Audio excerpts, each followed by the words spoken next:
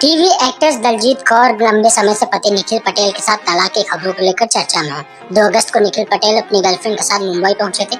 इसके बाद एक्ट्रेस ने पति निखिल पटेल के खिलाफ मुंबई के अग्रीपाड़ा पुलिस स्टेशन में एफआईआर करवाई।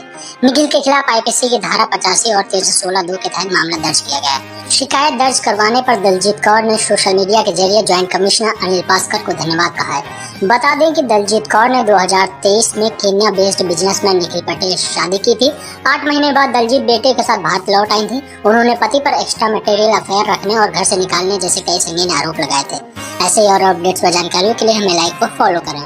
टीवी एक्ट्रेस और Bigg Boss 13 fame Daljeet Kaur के पति निखिल ने बताई उनके अलग होने की वजह। कहा एडजस्ट नहीं कर पाई इसलिए वापस चली गई। जी हाँ, पिछले काफी समय से खबर आ रही है कि दोनों की मैरिड लाइफ में काफी ज्यादा दिक्कतें आ रही हैं। अलग होने की खबरों के बीच दलजीत एक स्टोरी पोस्ट की थी जिसमें उन्होंने ये हिंट दिया था कि उनके पति का एक्स्ट्रा मैरिटल अफेयर चल रहा है। अब निखिल ने इस पर अपनी सफाई दे दी है। निखिल ने कहा कि जब दलजीत केन्या छोड़कर गई थी तो उन्होंने तभी मान लिया कि उनका रिलेशनशिप खत्म हो चुका है। निखिल ने कहा कि इस साल जनवरी में दिलजीत ने केन्या छोड़ने का फैसला लिया और वो अपने बेटे जेडन को लेकर इंडिया वापस चली गई, जो कि हमारे अलग होने का पहला कारण था।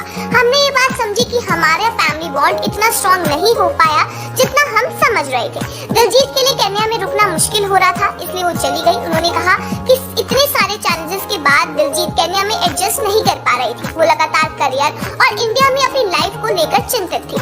इंडिया जाकर उन्होंने कहा कि मैं उनके बैग्स पैक करके इंडिया भेज दूं। मैंने वैसा ही किया। दरअसल हमारे बीच वो कभी बॉन्ड बन ही नहीं पाया जो हमने पहले सोचा था।